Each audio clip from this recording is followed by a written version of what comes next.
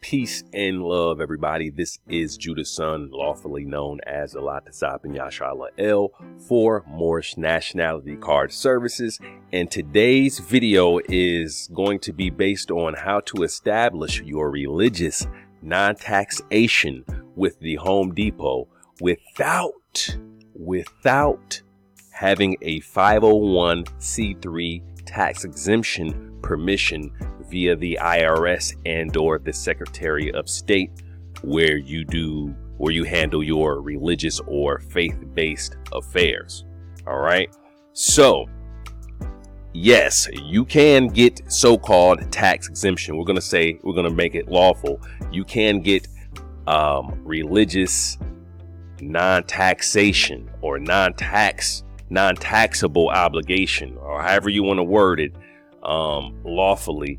You can do that without being issued 501c3. So we're going to show you that. So before we get into showing you how to establish your religious non-taxation with the Home Depot, we want to first go into the tax code so we can kind of quell any flames that may be out there that's going to cause any confusion or may put a little bit of fear in your heart.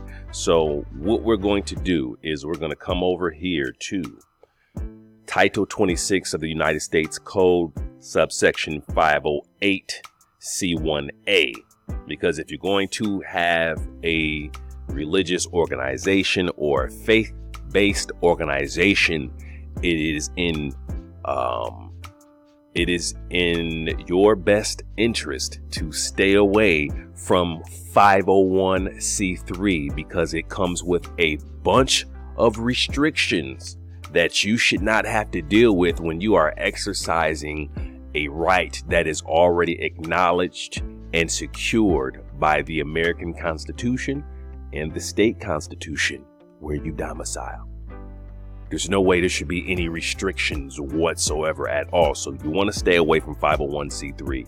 You can always research that, but we're going to go into the freedom section. That's what I like to call it. So as you can see here, again, Title 26, United States Code, subsection 508.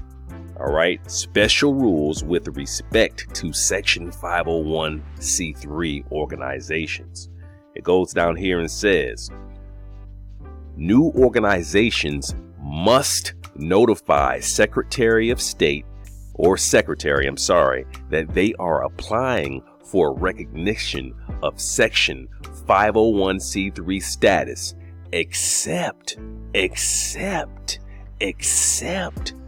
as provided in subsection C.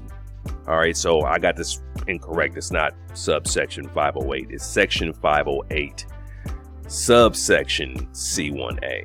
All right, so we can see here, 508 organizations have an exception from 501c3. So it says new organizations must notify Secretary that they are applying for recognition of section 501c3. What is that saying?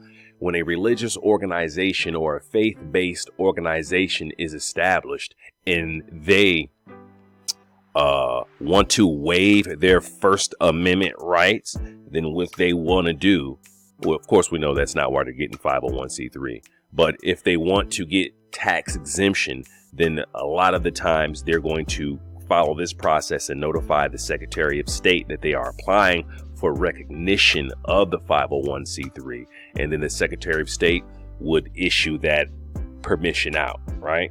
So if you're going for 501c3, you have to contact the Secretary of State and let them know that you are requesting that exemption. But if you're 508c1A, you don't even have to play with that. You have an exception. So let's go on down to 508c1A. Exceptions, mandatory exceptions, subsections A and B, which we were just looking at the top, shall not apply to A, churches, their integrated auxiliaries, and conventions or associations of churches. We'll leave it there because, again, we are dealing with Title 26, Section 508, subsection C1A. So we're going to leave it there. Now, Reason why we have to stop there is because I know a lot of people, when they see the word churches, with them not being Christian, they're going to think that this may not apply to them. That is not the case whatsoever at all.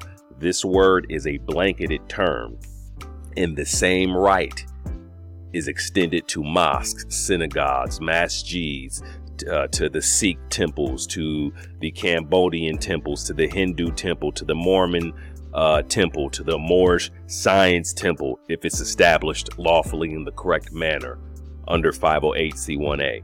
So that is what that's saying. It's not speaking to Christianity specifically, you know, because they have to make sure that this is a right that's universal and shared to all religious backgrounds and denominations with their religious / faith-based organizations. All right. So that's there. Don't have to get in contact with the Secretary of State. All right. If you're a free church, free temple, whatever the case may be. All right. You are 508c1a, which is mandatorily accepted. You do not have to register or ask for permission. How do we know this? Outside of looking at what some would call law, we're going to go over here to what is a free medical church clinic. All right. True separation of church and state is 508c1a. This is a Christian organization. It says, what is a church? Judge Bratton, Eastern District of California, Universal Life Church Incorporated versus the United States. It's important that we read this.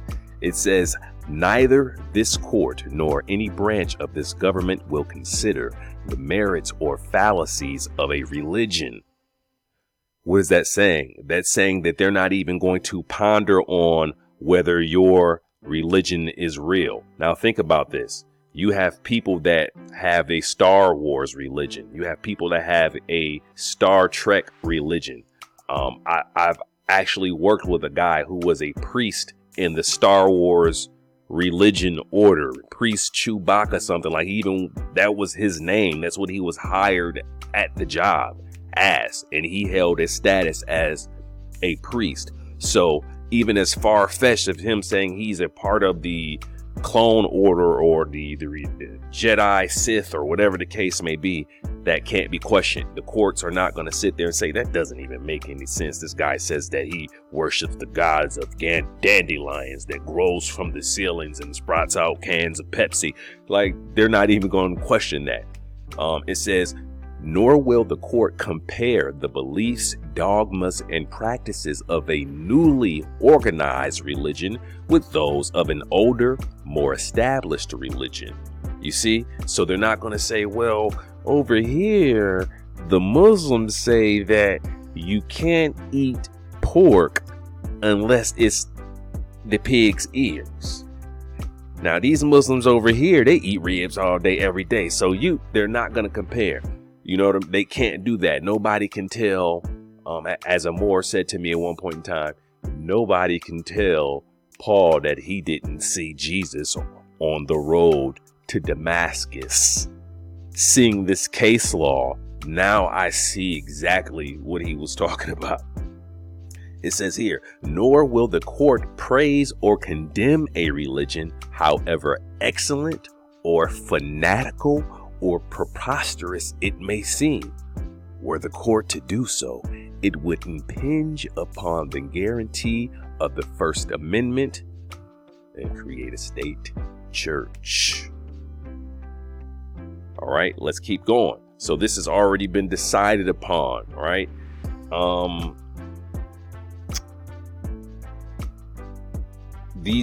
I just wanted to give you an example of Christian organizations out there recognizing also as well. There are people out there operating as such. It says here, church ordained by God. It says Congress enacted a particular rule to specifically exempt churches, temples, mosques, masjids, whatever the case, from these new requirements, or the new legislation would be in conflict with the Constitution. Section 508(c)(1)(a) was necessary to formally ensure that government did not unnecessarily entangle itself with the organization and operation of churches. That's the separation of church and state. Says a 508(c)(1)(a) faith-based organization tax exemption, will say non-tax obligation, stems from the First Amendment and is not a government subsidy. Faith-based organizations can be organized and operate under Section 508(c)(1)(a) of the tax code, the same as they can be organized and operate under any other section of the tax code. A 508(c)(1)(a) faith-based organization has a constitutional and legal right to form. Therefore, there is no required application to seek approval of tax exempt status, which is what it was saying here. So they're pretty much breaking down what this tax code is saying here. It's basically saying the same thing. There is no requirement for you to do that. So what they're also saying is that any religious organization / faith-based organization that does do that, they're waiving their rights and subjugating themselves. They're waiving their rights and subjugating themselves to all types of restrictions. This is as simple as that. Since 508(c)(1)(a) organizations are already tax exempt as a right, they do not have to give up that right, which is religious exercise and free speech, as a condition of tax exemption. All right. All organizations seeking tax exempt status must apply to the IRS except faith-based organizations.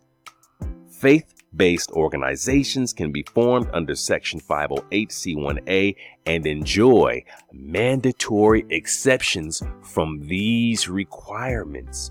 Section 508(c)(1)(a) was codified in the Internal Revenue Code in order to formally establish the right to free exercise of religion, which had been a tacit standard upon which America was founded and governed since it gained its independence.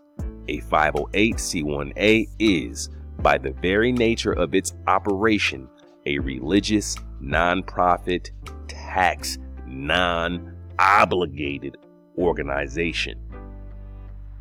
All right.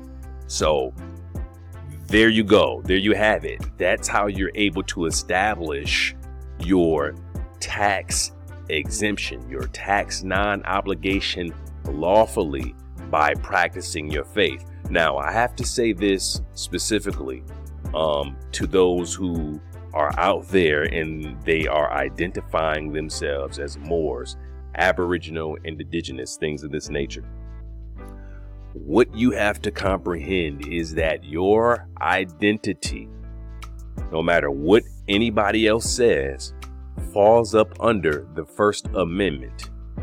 So your identity is related to your religion. It's related to your freedom of association. It's related to your freedom of speech. It all falls under that umbrella. So when you are walking out here and you're doing your Moor thing and you're trying to go to Best Buy and you're trying to go to Walmart and you're trying to go to Home Depot and all these places and exercise your non-taxation, the best thing to do so we can clear up any of this so-called sovereign citizen stuff, right? Instead of, walking out here and saying, well, we're a government, which I agree. Correct. We are. We have that established, but the wheels need to be oiled. The safest thing for you to do and to squash everything is to come up under the umbrella of religion when you're dealing with these places. Have your organizations established, right? That way they have no choice but to give you the non-taxation account with them, because these companies know, trust me, billion-dollar companies like Walmart and Best Buy and Home Depot and Target and things of this nature, businesses of this nature, these places know about the tax code. They know about 508c1a. They know about all of that stuff. They have to file taxes of the highest amounts of money. They know. Trust me, they know. They know. So as a Moor, all this, we government and yeah, that's fine. But what you are failing to realize is that the Moorish proclamation said that you have a theocratic form of government, which means it is a religious society. Right? You're consecrated by the principles. You're consecrated by the 5 highest principles: love, truth, peace, freedom, and justice, to do missionary work, to bring this light to your brothers and sisters, however it may be, whether it's on the internet or you're writing books or you're holding lectures, whatever it may be. That's what you've been charged to do. So everything that you do as a Moor lawfully falls up under the First Amendment, falls up under religion. I just wanted to make sure that y'all get that. Faith-based. All right. Y'all look at those proclamations and see where it says theocratic government. That's a faith-based, a religious government that deals with I hate to use this word, deity or power or nature, spirit, whatever the case may be, supreme being. All right.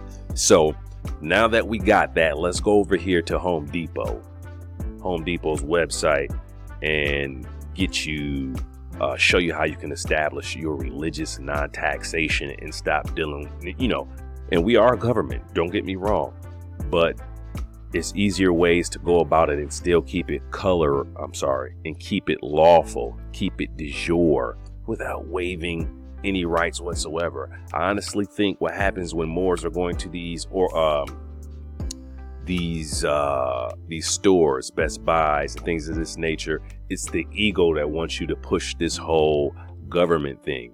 But when you're pushing a religion, since the way everything is established for us falls up under that anyway, you're still pushing government in the first place. So it's better to operate that way, because you can't keep going to an artificial person, except when you go to do business. But then when you go to the court, you have no business. You have no problem arguing, well, you're a corporation, you can't do business with the natural persons. Right. Same thing for you when you go to Best Buy and Walmart. You can't do business with the corporation. You're a natural person, right? Flesh and blood, organic man and woman, which means what? You have to have your avatar established to do business with theirs. Y'all get that avatar, how they had to control the body? You have to control your avatar to do business with theirs. It's so weird when I get online and I see Moors with receipts stroking ego, and it's like, good, success, you got your non-taxation. But on the receipt, it always gives it away. What does it say? It says organization on it every time. And then what do the Moors put? Aboriginal Moor, Moorish American. That's not no organization. Stop it. It goes to show that you really don't know what you're doing. That's not an organization. Stop it. These corporations are telling you the same thing that you tell these corporations, that they cannot do business with you if you do not have an avatar. And you going out and turning your nationality into the avatar. It says it. I look at the receipts all the time. I'm like, why did they put Moorish American National or Aboriginal Moor? Like, that's not no organization. Just stop being lazy and set up your common law organization and just do it the right way. So let me show y'all.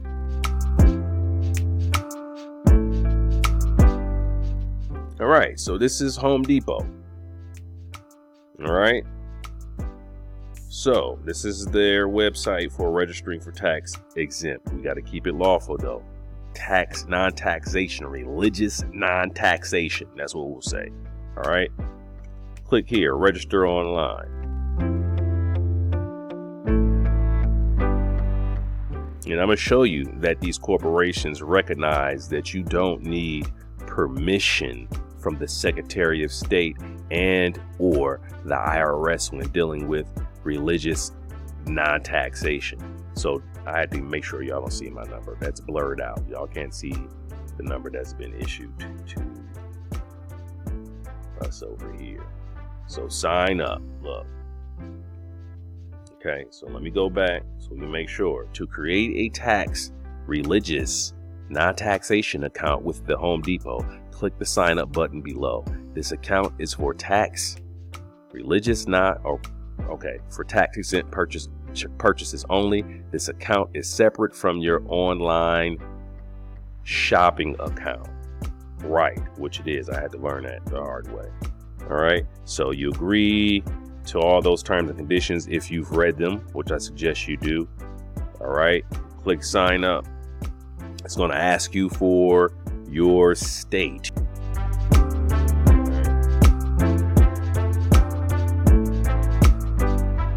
Okay, come over here for bam.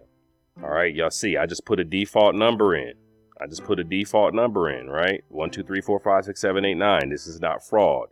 This is what they tell you to do. This is what we did when we filled out everything. So you don't have to worry about, do you have multiple jurisdictions to add? No. Right? Moving forward. Simple as that. You want to put in your email address, maybe yours or the email address for your organization. All right. So we're going to say, we're going to put this in. Y'all can't see that email address anyway, so all right. Put the email address in down there. It's going to ask for a password. You just set one up. All right. See that? We move forward. Continue. Organization name. We're going to say Moorish American Temple of Islam. Okay. Address 123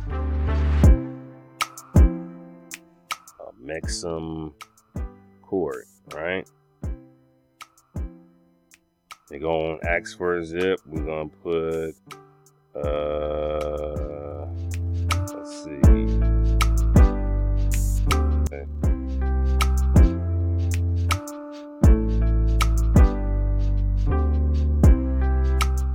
Bam. All right, it's going to ask for county and all that stuff. Phone number for, let's see,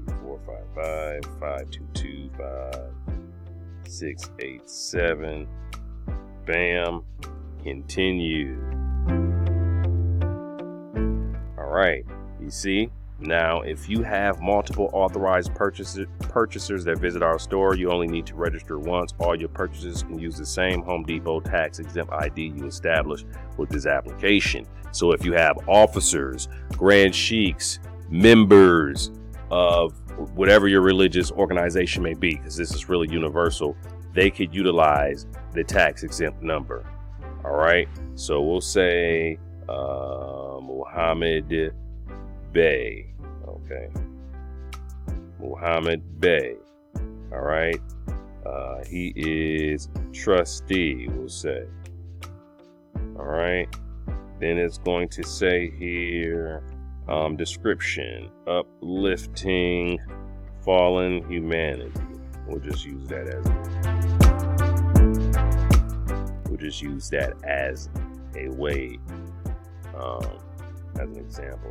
All right, items you'll be buying. We'll say, just an example, mulch, electronics, building materials, etc.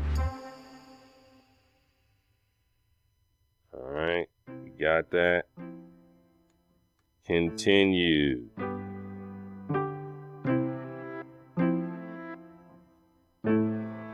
Okay, so This is of course, this is not going to go through. We don't have to worry about that. But we're just trying to show you how this works. All right. So this is what a completed one would look like. They would issue you out a number. See, we're not going to submit this. OK, so if we hit submit, all right, we're going to show you a finished one. Of course, some of this information is going to be blurred out. OK, now this is a completed one. All right, here goes of course, you can't see that, it's blurred out. Home Depot tax identification number. All right, this is the name of the organization. Of course, you can't see that, that's blurred out. The mailing location is blurred out.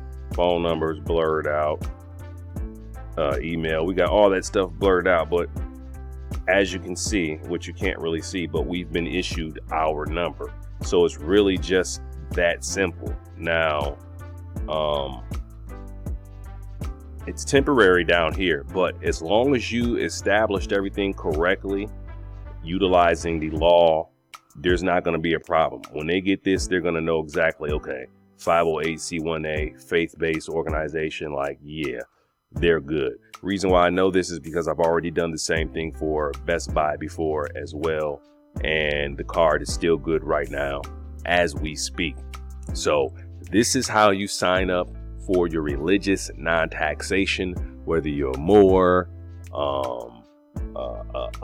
Hebrew Israelite, Zoroastrianism, it really doesn't matter. This can be applied to any faith-based organization, religious background, denomination, whatever the case may be, without waiving any rights under 501c3, as you can see, without even having any state issued numbers for tax exemption. I guarantee you, once everything fully goes through for our application, which we've already been issued in the actual religious non-taxation number from the Home Depot, it's going to move out of the temporary status. I'm very confident in that. I have no issue, stating that at all. So I'm going to go ahead and get out of here. But before we do, I want to let you guys know that not all retail stores that you deal with, not all of them have their own tax exemption or religious non-taxation programs. Not all of them have them. So sometimes you have to take a different manner or different process of getting that. And that's why we have the 508c1a religious non-taxation card. All right. So what we've done with us having a religious faith-based 508c1a organization and nationality and identity falling up under that, what we do is we issue you out 508c1a religious non-taxation cards. It doesn't matter the religion. You can be a Christian, Muslim, Hebrew Israelite, Hindu, Buddhism, Zoroastrianism, Wiccan. It doesn't matter. This is a service that we offer to all religious backgrounds and denominations. All right. So the card will come in handy when you go into those stores that do not have their own programs. For instance, Target doesn't have a tax exempt program, but it's in their system to where you can enter in a number. I know Moors go there. There's a lot of confusion when they want to go there because this gives you options about tribal and about government. And when they ask you that eagle comes in, you're like, government, and you want to jump on that. And you really don't, really have anything established that says that. I mean, I know there's documentations out there about Moors and sovereign theocratic government, but as far as you in your particular position within the government, you have nothing to show that. Now, as far as being a Moor, practicing your religion, spreading this information to your brothers and sisters about birthrights and inheritance, their identity and things of this nature, that's missionary work. That automatically makes you a Moorish missionary or a Hebrew missionary or a Muslim missionary, or whatever the case may be. So if you are interested in exercising your non-taxation via religion through other retail locations who do not have a non-taxation program, such as a Target or maybe even a Family Dollar or someplace like that, then this is a tool that you can use to exercise your non-taxation. So if you're interested in that, a link for the 508c1a religious non-taxation card for further information, where we'll contact you and speak to you and answer any questions that you may have pertaining to the card. That link will also be in the description, the caption, and or comments section of this video, depending on where you may be viewing this at, because we upload to several places online. So I'm go ahead to get out of here. This is Alatazar bin Yasha Allah El, also known as Judah's son, for Moorish Nationality Card Services. Appreciate you rocking with me, allowing me to take up so much of your very valuable time. I'm going to go ahead and get out of here. I've allowed this to go on a little longer than what I wanted. Peace. Link is in the description. One.